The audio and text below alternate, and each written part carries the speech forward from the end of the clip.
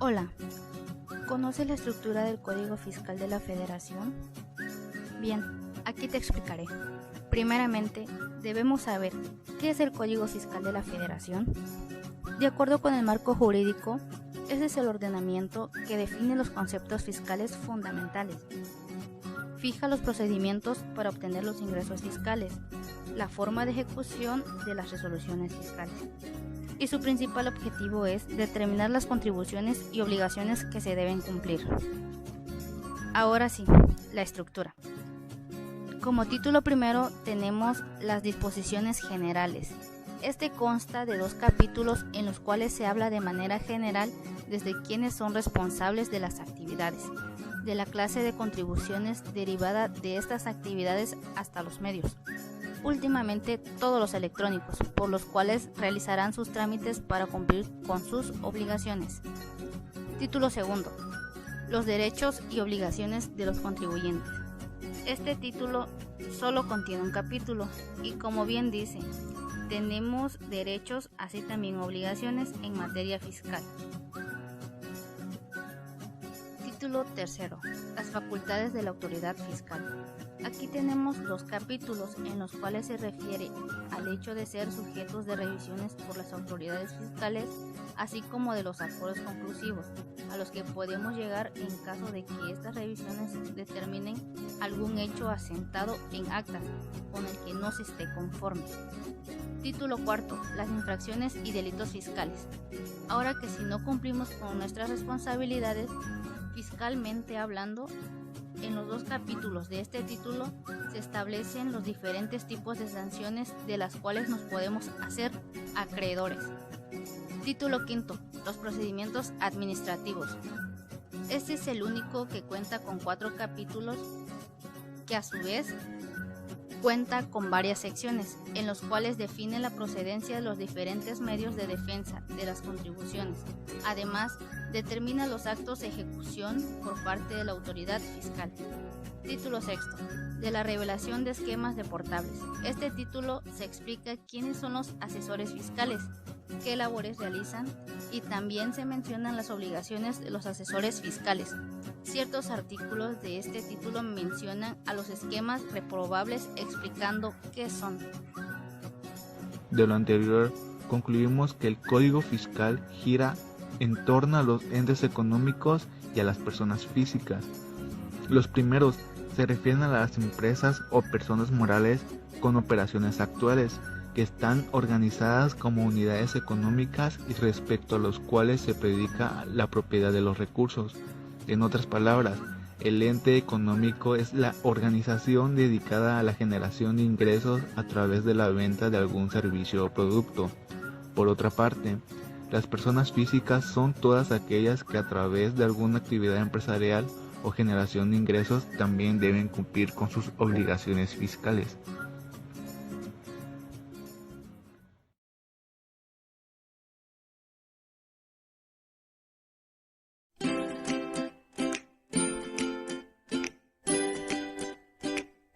Expedición de comprobantes fiscales. Antes de comenzar, debemos ser conscientes acerca de ¿qué son los comprobantes fiscales? Bueno, son aquellos documentos que reciben al momento en el que se adquiere un bien, un servicio o se hace uso temporal de bienes inmuebles, mejor conocido como alquiler o arrendamiento. Son los medios de convicción a través de los cuales los contribuyentes acreditan el tipo de actos o actividades que realizan para efectos fiscales.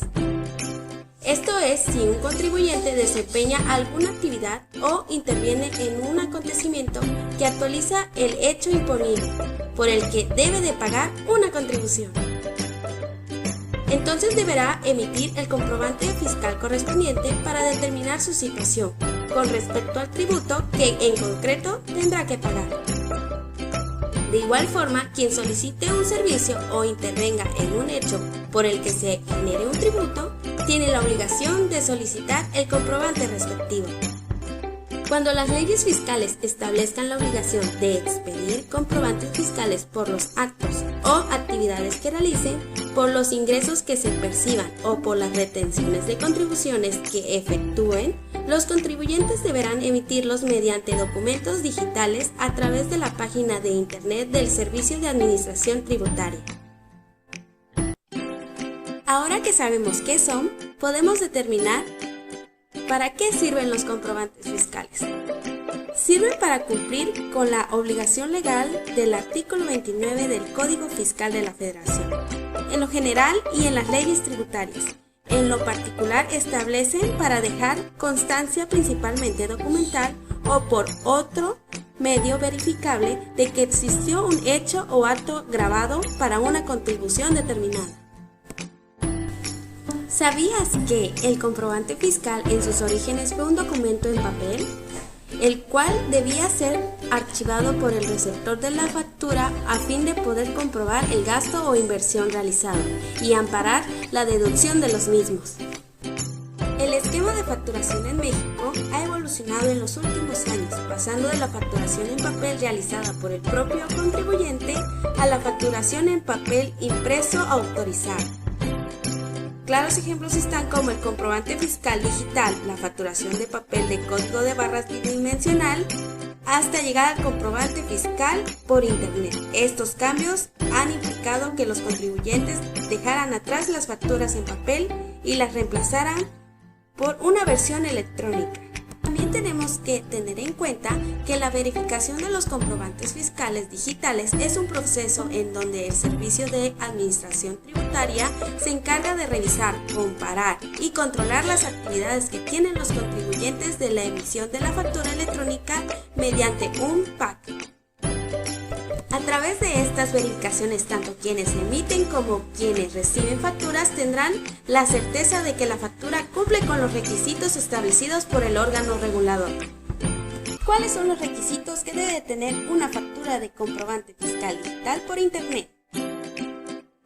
Aquí podemos apreciar un claro ejemplo, como podemos observar en el punto número 1, nombre y RFC del emisor. Ya no es necesario desglosar todos los datos del emisor mientras se tenga el RFC. Número 2. Nombre y RFC del receptor. Si la captura del RFC es correcta o no, teniendo el conocimiento registrado del receptor, no habría ningún problema. Punto número 3. Folio fiscal digital.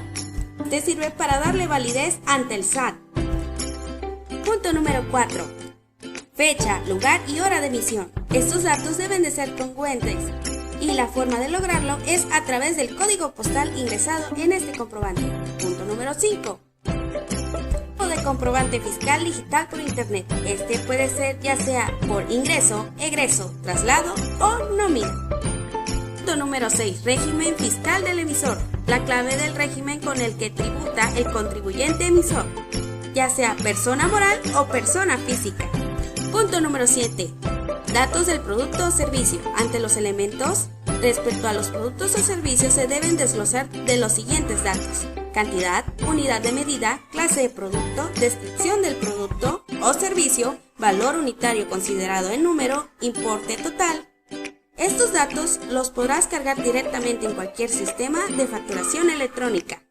Punto número 8. Desglose de impuestos. Son fundamentales para lograr el objetivo de la factura. Es el desglose de los impuestos por la transacción que ampara el comprobante. Los impuestos se dividen en impuestos trasladados y retenidos. Punto número 9. Uso del comprobante fiscal digital por Internet. Este es una factura que debes elegir desde el catálogo de uso de el SAT. Punto número 10. Método de pago. En la definición del método de pago deberás definir si será liquidado al momento o con posterioridad. Punto número 11. Forma de pago. La forma de pago te ayudará a definir el medio a través del cual se generará el ingreso por la transacción realizada. Punto número 12. Tipo de moneda. Normalmente será en pesos mexicanos, pero cuando se llegue a utilizar otro tipo de moneda, el valor debe de convertirse en pesos mexicanos. Ahora veremos la parte baja del documento. Bueno, como podemos observar en el punto número 13, se encuentra el sello digital del contribuyente. El código es el encargado de verificar el comprobante y dar validez a la relación existente entre el emisor y la autoridad. Una factura electrónica sin sello digital no tiene ninguna validez fiscal. Punto número 14. Cadenas y certificaciones del SAT.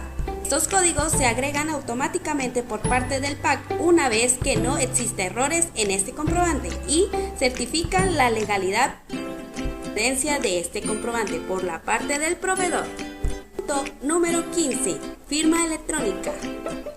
Tiene la misma función de la firma autógrafa, que es afirmar que el contribuyente es el autor legítimo de este documento.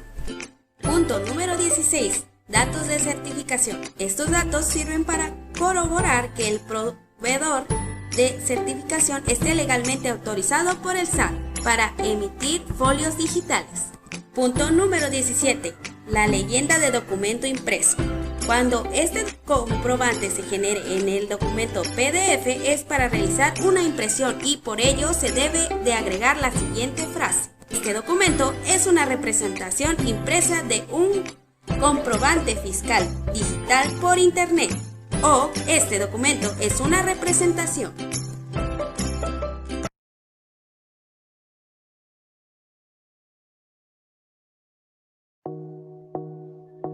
Forma de garantizar el interés fiscal.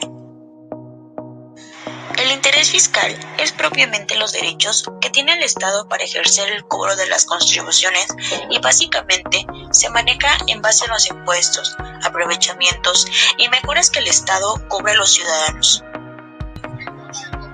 Estas son las siguientes formas de garantizar el interés fiscal. El artículo 141 del Código Fiscal de la Federación establece que los contribuyentes podrán garantizar el interés fiscal de las formas siguientes: depósito en dinero, carta de crédito u otras formas de garantía financiera equivalentes que establezcan la Secretaría de Hacienda y Crédito Público, mediante reglas de carácter general que se efectúen en las cuentas de garantía del interés fiscal a que se refiere el artículo 141A de este código. Como número 2, prenda o hipoteca. Como número 3, fianza otorgada por institución autorizada, la que no gozará de los beneficios de orden y exclusión. Como número 4, embargo en la vía administrativa. Como número 5, títulos, valor o cartera de créditos del propio contribuyente. La garantía deberá comprender, además de las contribuciones adeudadas actualizadas, los accesorios causados, así como de los que causen en los 12 meses siguientes a su otorgamiento. Al término de este periodo y en tanto no se cubra el crédito, deberá actualizarse su importe cada año y ampliarse la garantía para que cubra el crédito actualizado y el importe de los recargos, incluso los correspondientes a los 12 meses siguientes. El reglamento de este código establece los requisitos que deberán reunir las garantías. La Secretaría de Hacienda y Crédito Público vigilará que sean suficientes tanto en el momento de su aceptación como posteriormente. Si no lo fuese, exigirá su ampliación o procederá al secuestro o embargo de otros bienes. En ningún caso, las autoridades fiscales podrán dispensar el otorgamiento de la garantía. La garantía deberá construirse dentro de los 30 días siguientes en el que surta efectos la notificación efectuada por la autoridad fiscal correspondiente de la resolución sobre la cual se deba garantizar el interés fiscal.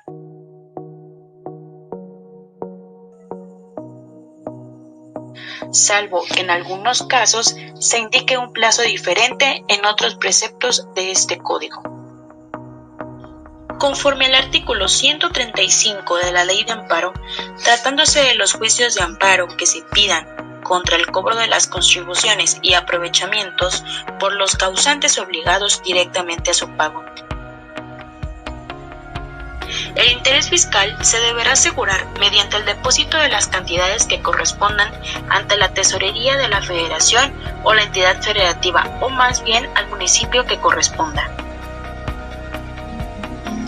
En En los casos en que, de acuerdo con la Ley Federal de Procedimientos Contenciosos Administrativos, se solicite ante el Tribunal Federal de Justicia Fiscal y Administrativa la suspensión contra el cobro de contribuciones y aprovechamientos.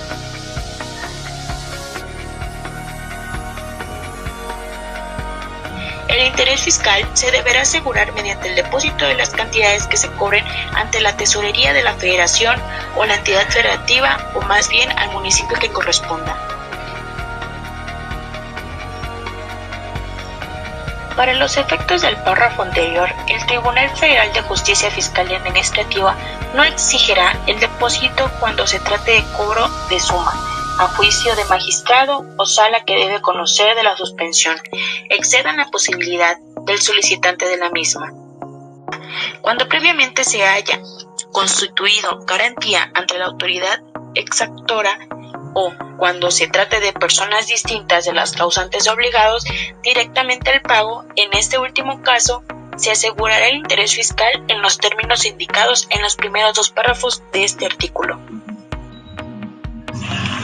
Muchas gracias por haber escuchado este video, espero haya sido de tu agrado. Nos escuchamos en la próxima.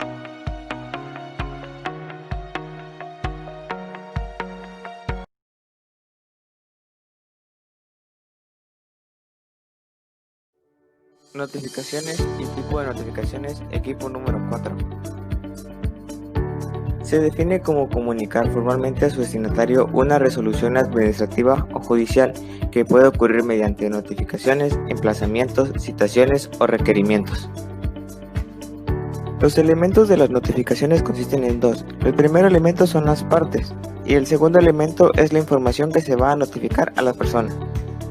El primer elemento son las partes, es la autoridad y la persona que accede a la justicia. El segundo elemento es la información que se notifica. Se trata de una resolución, ya sea administrativa o judicial, de un requerimiento para la persona que será la que cumpla con un acto. Por otro lado, la notificación fiscal consiste en la comunicación a un contribuyente de un acto de la administración tributaria. Esta expresa elementos del tributo, medios de impugnación, lugar, plazo y las formas de pago. El artículo 16 de la Constitución dispone de diversos principios para las notificaciones. El primero es el de escritura, se conoce las peticiones a través de actos escritos. El segundo es el de competencia, establece ordenamientos y sistemas jurídicos. Y por último, el de fundamentación y motivación, se conoce el asunto y las razones de las notificaciones. El acto administrativo se define como aquel que consiste en un medio que utiliza el Estado en su función pública para manifestar su voluntad, generalmente a través de un documento escrito o digital. Los elementos del acto administrativo son: constar por escrito en un documento ya sea digital o impreso, señalar la autoridad que lo emite, estar fundado, motivado y expresar la resolución del objeto o propósito que se trate, ostentar con firma del funcionario competente o si es digital, ostentarlo con firma electrónica. Los medios para llevar a cabo una notificación son diversos. Algunos son correos, telégrafos, medios técnicos en el que conste que se realizó la notificación, cédula, boletín judicial o edictos. Tipo de notificaciones. Las notificaciones se clasifican en 4: notificaciones personales, notificaciones por correo, notificaciones por estrados y notificaciones por edictos. Notificaciones personales. Se define como aquella notificación que lleva a cabo con el destinatario del acto administrativo que pretende comunicar y tiene una finalidad de notificar directamente con el destinatario del acto fiscal. Por lo que las notificaciones personales conllevan un proceso en el que consiste en levantamiento del acto de notificación, entrega del acto que se notifica, señalamiento de la fecha y hora, recabar el nombre y firma de la persona y realización en el domicilio afectado. Notificación por correo. Se da a conocer las notificaciones personales por medio del Servicio Postal Mexicano con ayuda del artículo 42. Esta es válida cuando se tiene el acuse de recibo, que es la constancia que se ha entregado la pieza postal, y además en la citada constancia aparece la fecha y hora de entrega. Los requisitos para notificación por correo consisten en 2. El primero es entregar al destinatario. Este consiste en entregar la notificación a la persona correspondiente. El segundo requisito es recabar firmas del destinatario, que es recabar la firma del destinatario para testificar de que la notificación fue entregada. Notificaciones por estados. Dicha notificación se hace fijando durante 15 días el documento que se pretende notificar en un sitio abierto al público de las oficinas de las autoridades correspondientes. Del mismo modo, en las notificaciones por estrados se efectúa la notificación y publicación, además del documento citado, durante el mismo plazo de 15 días en la página electrónica que establezcan las autoridades fiscales correspondientes. Notificación por edictos. Esta forma de notificación será aplicable cuando la persona a quien deba notificarse hubiera fallecido y no se conozca el representante de la sucesión. Está establecido en el artículo 195, fracción 4 del Código Fiscal Federal. Por lo que en la notificación por edictos el representante será notificado mediante publicaciones que contendrán un extracto del acto administrativo en los medios, ya sean en el Diario Oficial de la Federación durante 3 días, por un diario de mayor circulación o durante 15 días en la página electrónica que establezcan las autoridades.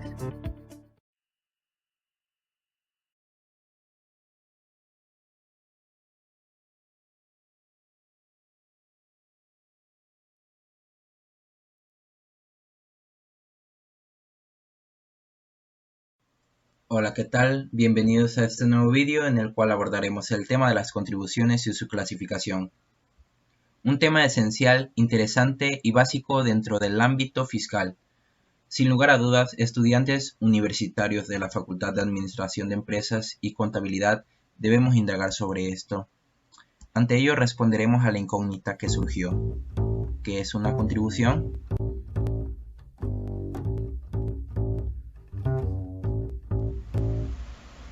Una contribución son los ingresos del gobierno federal. Claro, también participan los gobiernos locales. En sí, son todos aquellos ingresos del Estado provenientes de terceros, a los que se le denomina contribuyentes.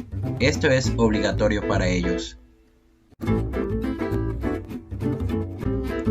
El fundamento legal de las contribuciones se encuentra en el artículo número 31, fracción 4 de la Constitución Política de los Estados Unidos Mexicanos.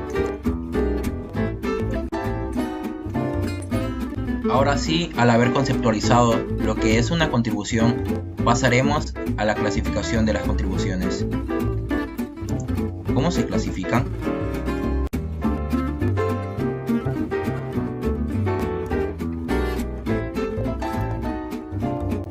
De acuerdo con el artículo número 2 del Código Fiscal de la Federación, dice que en México las contribuciones se clasifican en impuestos, aportaciones de seguridad social, contribuciones de mejoras,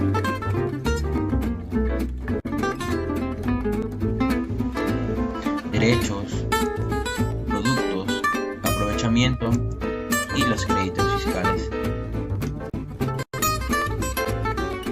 ¿Qué son los impuestos? De acuerdo al artículo número 2 del Código Fiscal de la Federación, en su fracción 1, son las contribuciones establecidas en la ley que deben pagar las personas físicas y morales que se encuentren en la situación jurídica o de hecho prevista por la misma y que sean distintas de las señaladas en las fracciones 2, 3 y 4 de este artículo. Las aportaciones de seguridad social, recordamos que este sigue estando en el artículo número 2, pero de la fracción número 2 son las contribuciones establecidas en la ley a cargo de personas que son sustituidas por el Estado en el cumplimiento de obligaciones fijadas por la ley en materia de seguridad social o a las personas que se beneficien en forma especial por servicios de seguridad social proporcionadas por el mismo Estado. Contribuciones de mejoras, de acuerdo a la fracción tercera, son las establecidas en ley a cargo de las personas físicas y morales que se beneficien de manera directa por obras públicas. Los derechos, de acuerdo a la fracción cuarta del Código Fiscal de la Federación, son las contribuciones establecidas en ley por el uso o aprovechamiento de los bienes del dominio público de la nación, así como por recibir servicios que presta el Estado en sus funciones de derecho público, excepto cuando se presten por organismos descentralizados u órganos desconcentrados, cuando en este último caso se trate de contraprestaciones que no se encuentren previstas en la Ley Federal de Derechos.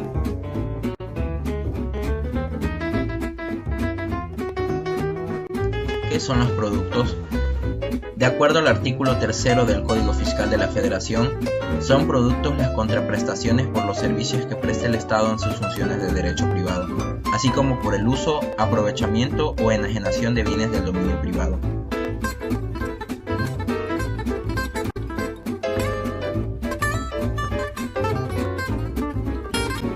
¿Qué son los aprovechamientos?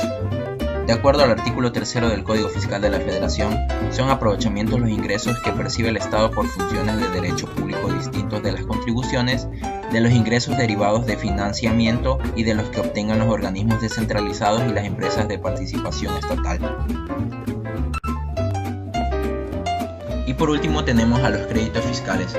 De acuerdo al artículo 4 del Código Fiscal de la Federación, son créditos fiscales los que tenga derecho a percibir el Estado o sus organismos descentralizados que provengan de contribuciones, de sus accesorios o de aprovechamientos, incluyendo los que deriven de responsabilidades que el Estado tenga derecho a exigir de sus funcionarios o empleados o de los particulares, así como aquellos a los que las leyes les den ese carácter y el Estado tenga derecho a percibir por cuenta ajena.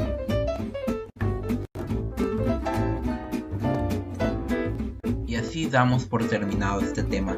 Espero que nos hayamos nutrido y empapado de toda la información proporcionada en este vídeo.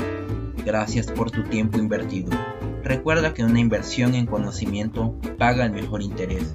Dictado por Benjamin Franklin.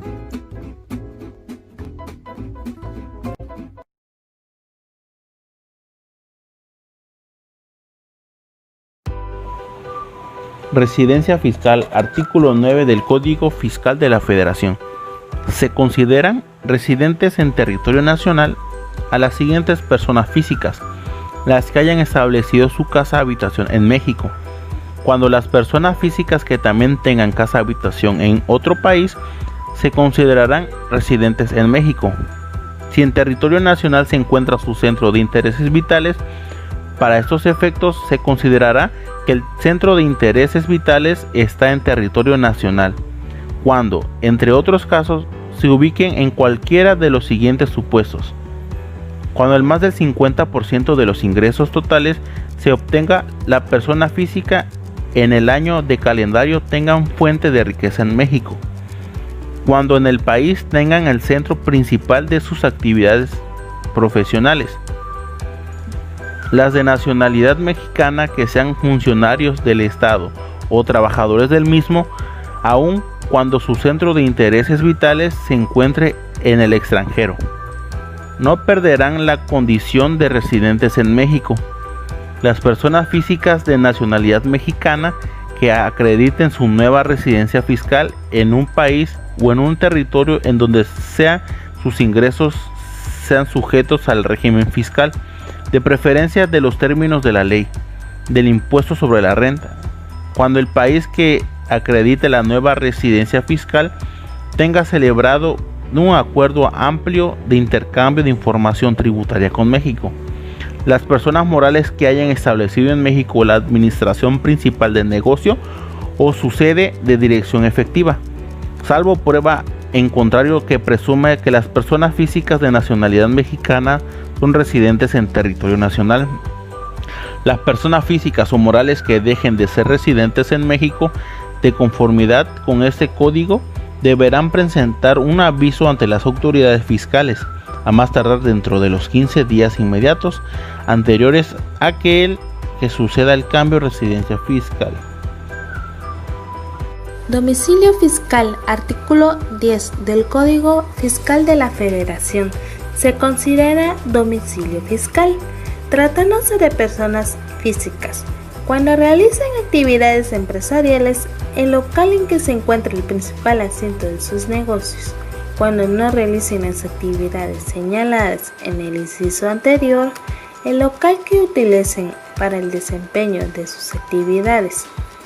Únicamente en los casos en los que las personas físicas que realicen actividades señaladas en los incisos anteriores no cuente con un local, su casa habitación.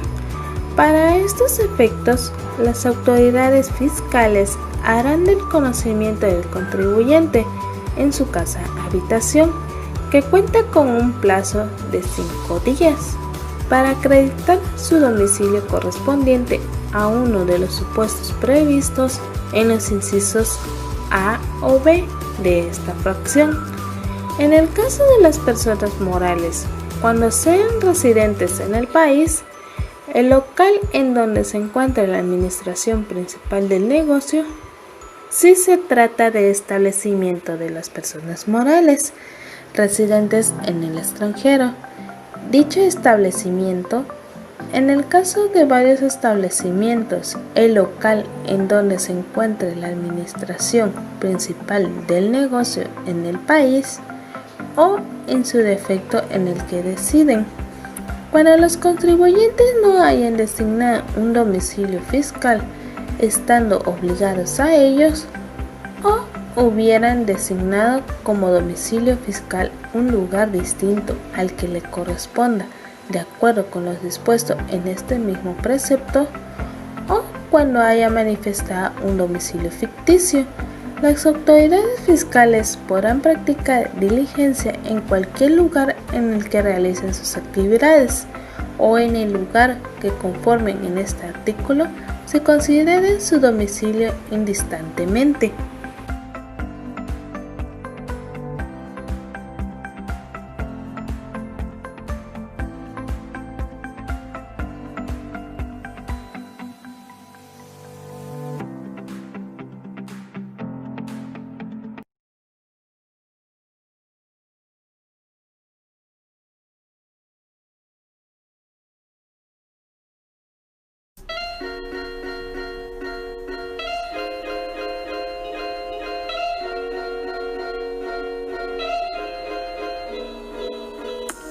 Hola, hoy hablaremos sobre las fuentes del derecho fiscal. Se preguntarán ¿qué son las fuentes del derecho fiscal? Se puede entender como fuente del derecho a todo aquello que de alguna forma sirva para dar vida a un ordenamiento jurídico dentro de un Estado. Existen tres tipos: fuentes formales, reales e históricas. Las fuentes formales son los procesos para la creación de las normas. Las fuentes reales son los factores y elementos que determinan el contenido de las normas. Y las fuentes históricas son los documentos que encierran el texto de una ley o un conjunto de leyes. De las tres solo nos ocuparemos de las fuentes formales, ya que su estudio permite conocer cómo se establecen las contribuciones y quién lo hace. En lo general se consideran como fuentes formales del derecho a la ley, la costumbre y los usos, la doctrina y la jurisprudencia. La razón por la cual se establecen fuentes formales en materia tributaria se debe a lo dispuesto por los artículos 31, fracción 4 y 73, fracción 7 de nuestra Constitución Federal, que establecen lo siguiente. Artículo 31. Son obligaciones de los mexicanos contribuir para los gastos públicos, así de la Federación como del Distrito Federal o del Estado y municipio en que residan, de la manera proporcional y equitativa que dispongan las leyes. Artículo 73. El Congreso tiene facultad para imponer las contribuciones necesarias a cubrir el presupuesto. De lo anterior se desprende que todas las obligaciones tributarias deben estar dispuestas en una ley, tal y como lo establece el artículo 31, fracción 4 de la Constitución. El Congreso tiene la facultad de imponer contribuciones para cubrir el presupuesto a través de las leyes. Base al artículo pudimos notar que intervienen las leyes. ¿Qué es la ley? Es un conjunto normativo que regula una parte o sección de una rama del derecho. Ahora bien, del concepto de ley se desprenden dos conceptos más, llamados decreto de ley y decreto delegado. El decreto de ley: el Poder Ejecutivo se encuentra facultado por la Constitución para emitir decretos con fuerza de ley que pueden modificar y aún suprimir las existentes, o bien pueden crear nuevos ordenamientos, los que no pueden ser anulados sino en virtud de otro decreto de idéntica naturaleza o por una ley. El decreto delegado consiste en que el Poder Ejecutivo, representado por el Presidente de la República, tiene una intervención en el proceso de elaboración de un decreto, es decir, se vuelve un colaborador del Congreso de la Unión que por mandato constitucional tiene dicha facultad para expedir decretos de acuerdo a lo dispuesto por la fracción 2 del artículo 71 de la Constitución mexicana. Finalmente podemos decir que las fuentes del derecho fiscal nos sirven para conocer las normas jurídicas que de acuerdo con determinados principios comunes a todas ellas regula el establecimiento, recaudación y control de los ingresos del derecho público del Estado. Gracias.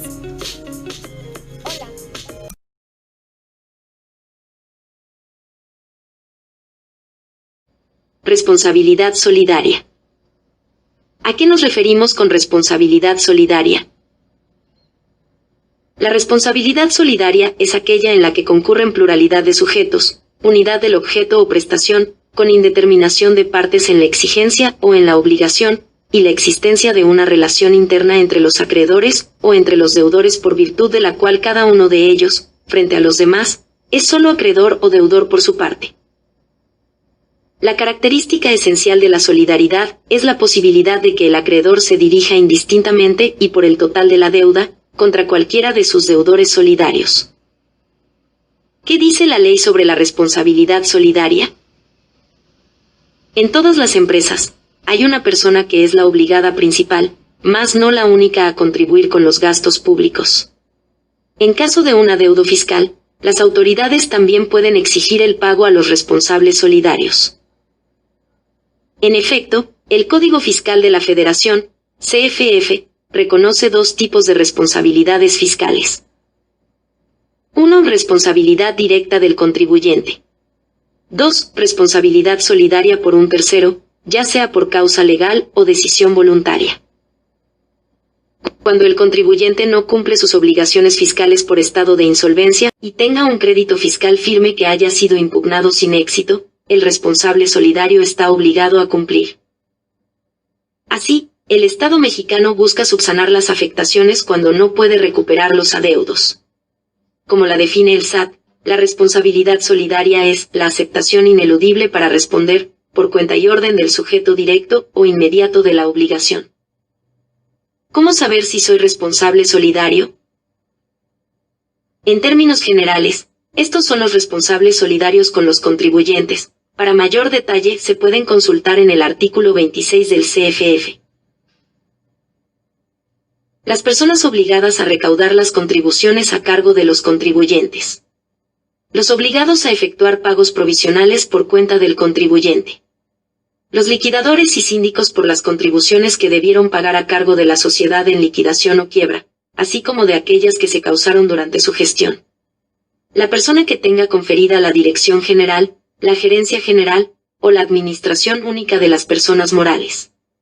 Los adquirentes de negociaciones, respecto de las contribuciones que se hubieran causado en relación con las actividades realizadas en la negociación.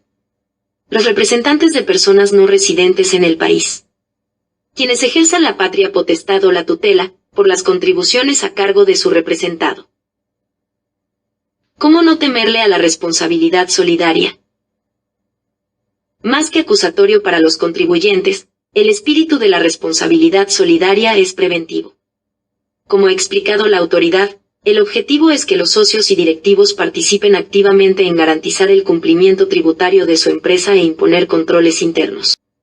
Desde la dirección, las compañías deben asumir la responsabilidad por llevar una contabilidad ordenada y en apego a las leyes, especialmente en estos años de mayor fiscalización. Algunas medidas concretas que pueden ser útiles son: cumplir con la emisión de factura electrónica y otras tareas fiscales mediante un sistema contable seguro y completo. Implementar controles internos para detectar proveedores sospechosos, una labor que se facilita con el catálogo de proveedores que manejan algunos sistemas.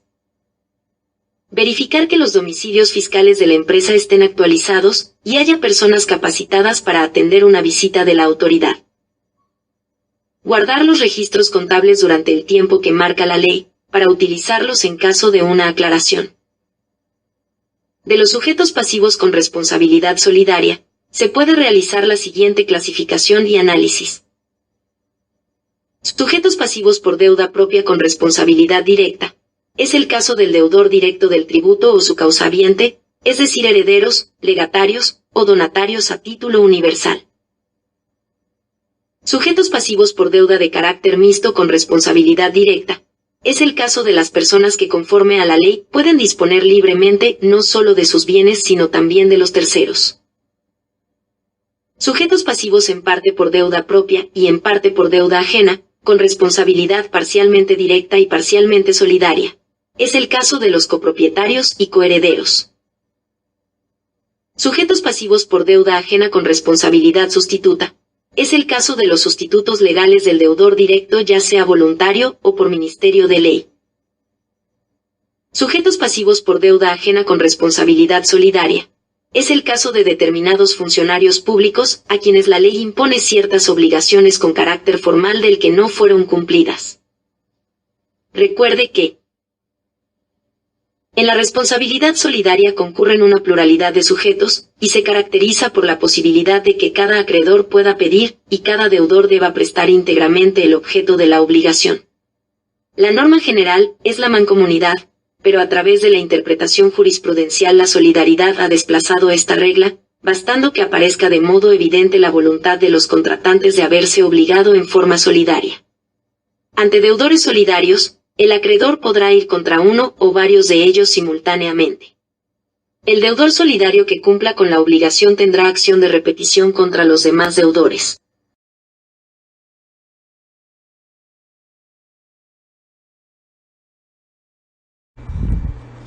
Relación jurídica tributaria.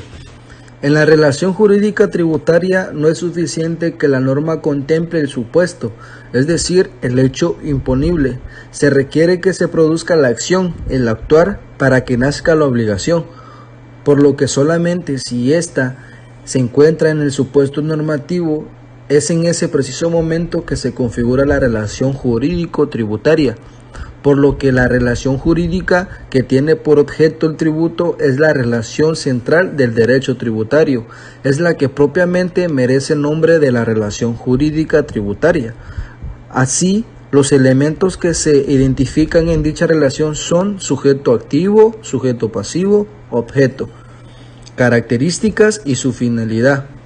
El sujeto activo es el Estado, pero este aún no puede exigir el cumplimiento de la obligación porque está nacio, pero se hará exigible en el momento que la autoridad determine y liquide y dé el acuerdo a nuestra legislación. Las características de la obligación tributaria. Si afirmamos que la ley establece las circunstancias que llevan a generar la obligación, entonces el texto normativo contenido en la ley, en el momento que se actualiza la relación jurídica tributaria, da origen al nacimiento de la obligación, por lo que el primer elemento que se configura es que la obligación debe estar en una ley. Por ende, no puede ser atribuido a las partes ningún otro factor, ya que la potestad reside exclusivamente en la función legislativa. El segundo elemento es que al actualizarse el supuesto normativo son identificables el sujeto activo, que de conformidad al artículo 31, fracción 4, constitucional, se reconoce como tales a la Federación, los estados, municipios y al anterior Distrito Federal, hoy Ciudad de México. Y el sujeto pasivo, es decir, el contribuyente que atendió a lo dispuesto por el artículo 1, se admiten con ese carácter a las personas físicas y o morales obligadas a contribuir para los gastos públicos conforme a las leyes fijales respectivas, sin perjuicio de los dispuesto por los tratados internacionales de los que México sea parte. El tercer elemento es la base, pero antes señalaremos otros aspectos, es decir, después de identificar el sujeto, se debe reconocer lo que será objeto de gravamen, atendiendo a la financiación de la riqueza del contribuyente. Y después, en la propia ley se debe contemplar la base, es decir, lo que se traduce en una unidad de medida que permitirá transformar esos hechos en expresiones numéricas a los que se deberá aplicar la tasa, cuota o tarifa. Determinación de la obligación tributaria. El nacimiento y la determinación de la obligación tributaria garantiza la caracterización por su contenido patrimonial de la que contribuye su objeto, así como la función típica que cumple, que consiste en hacer llegar al creador los ingresos que le son necesarios para su funcionamiento. Es importante el referir que puede existir relaciones jurídicos patrimoniales que en esencia no buscan recursos económicos, sino sancionar, como son las multas. Incluso existe la obligación de carácter formal que no entrañan una cuestión económica, pero que es necesario cumplirlas. Por tanto, hablar de relación tributaria en sentido estricto conlleva un contenido económico y un sentido amplio. Contempla deberes formales en donde no necesariamente se configura un crédito y una deuda tributaria. Así, la obligación tributaria nace con un carácter obligatorio, pero nunca voluntario, y siempre se desprende del texto de la ley, lo cual permite identificar que las obligaciones económicas en materia tributaria se deben ajustar siempre al principio.